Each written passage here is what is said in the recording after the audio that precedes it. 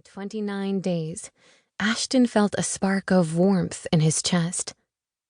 He figured after the beatdown he'd given Jay and his buddies, it would only be a matter of time until it was his turn. In solitary, he'd gone through countless strategies on how to avoid the inevitable retaliation, only to find out now it would never happen. He'd cut the head off the beast. Ashton slapped the ball out of Stan's hands, faked right, and then used his height advantage to lay the ball in the hoop. "Smooth," Stan praised. "I might make a player out of you yet."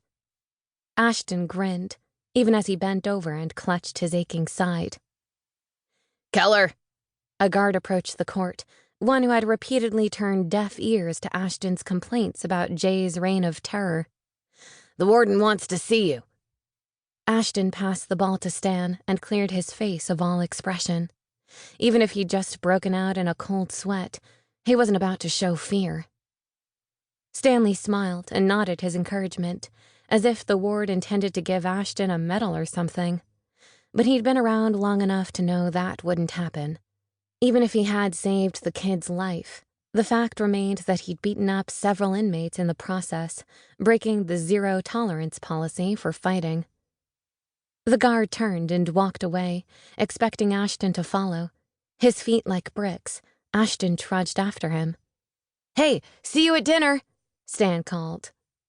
Ashton lifted a hand without looking back. The guard pulled his club as they passed the bleachers and pointed it straight at DW.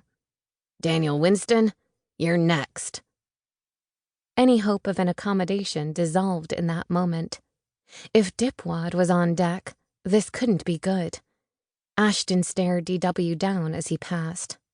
But apparently the jerk was even less intelligent than he appeared, because he shouted, "I ain't following no murderer." Then he hawked a loogie that arched straight onto Ashton's boots. Red washed over his vision, and Ashton rushed toward the bleachers. With Jay as a shield, this coward had tormented him for years. No more. Ashton threw back his fist, and DW flinched hard. But the blow never landed. The guard caught Ashton's arm from behind and hissed, "Throw that punch, Keller, and you're back in the void." Blood roared in Ashton's ears. No longer a scrawny kid, he outweighed the guard by at least 30 pounds. He could easily pull away and get in a good slam to DW's blubbery face before the other guards could reach him. He'd already screwed up. Why not go big?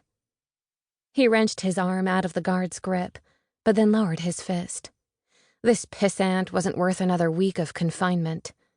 Instead, he leaned in and growled, "Touch Stanley or any other kid here again, and I'll put you in the ground."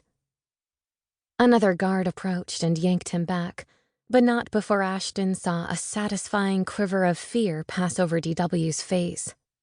He stared him down until the guards forced him away. He'd had enough of others controlling his life. Those days were over.